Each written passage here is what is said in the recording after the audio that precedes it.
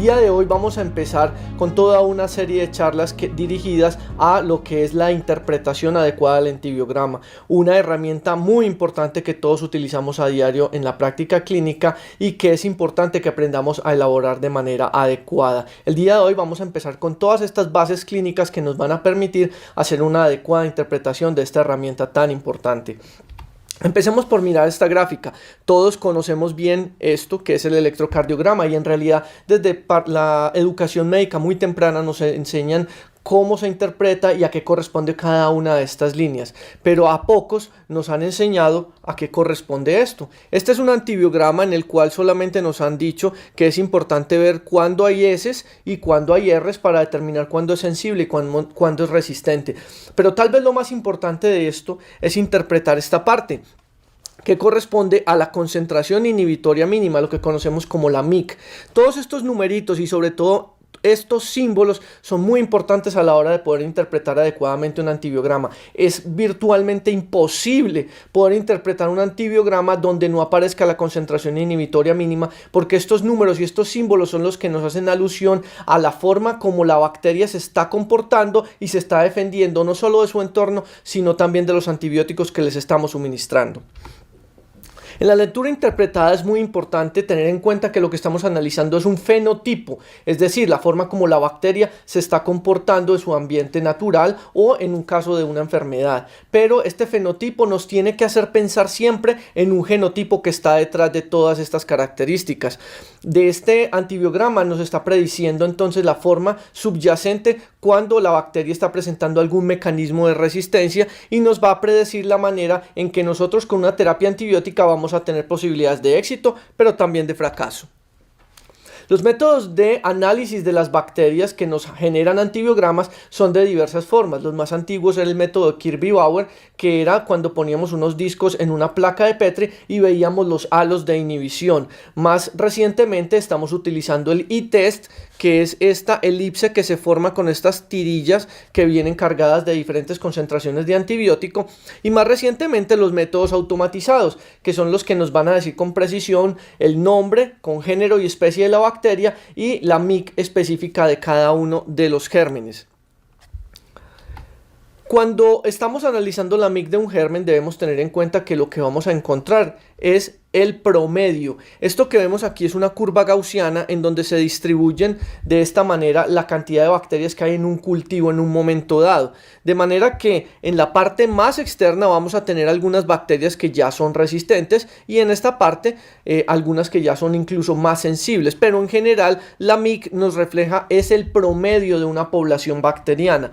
De manera que tenemos una población muy heterogénea, llámese como se llame la bacteria, y posteriormente les vamos a dar un tratamiento antibiótico. Con esto vamos a matar todas las bacterias sensibles y se van a ir paulatinamente desencadenando la selección natural de algunas bacterias resistentes que pueden hacer que posteriormente el paciente recaiga. En este sentido, entonces, lo que hacemos con el tratamiento antibiótico es desplazar esta curva gaussiana hacia la derecha y vamos a tener entonces ya unas bacterias aún más resistentes al tratamiento antibiótico que habíamos postulado inicialmente, y esto es lo que llamamos las recaídas de la infección.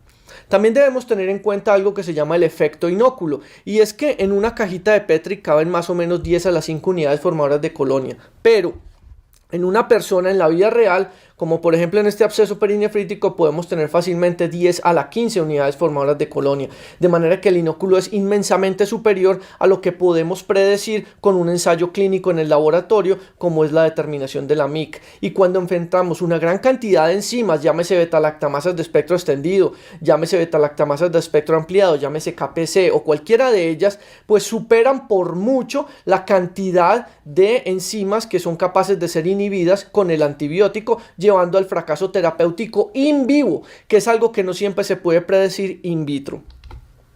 Ahora sí, entremos entonces en materia y miremos algunas preguntas claves que usted debe resolver antes de iniciar un antibiótico. Lo primero es a quién vamos a tratar. No es lo mismo tratar un niño, no es lo mismo tratar un anciano o una persona con comorbilidades, porque el antibiótico prácticamente se comporta diferente en cada uno de ellos.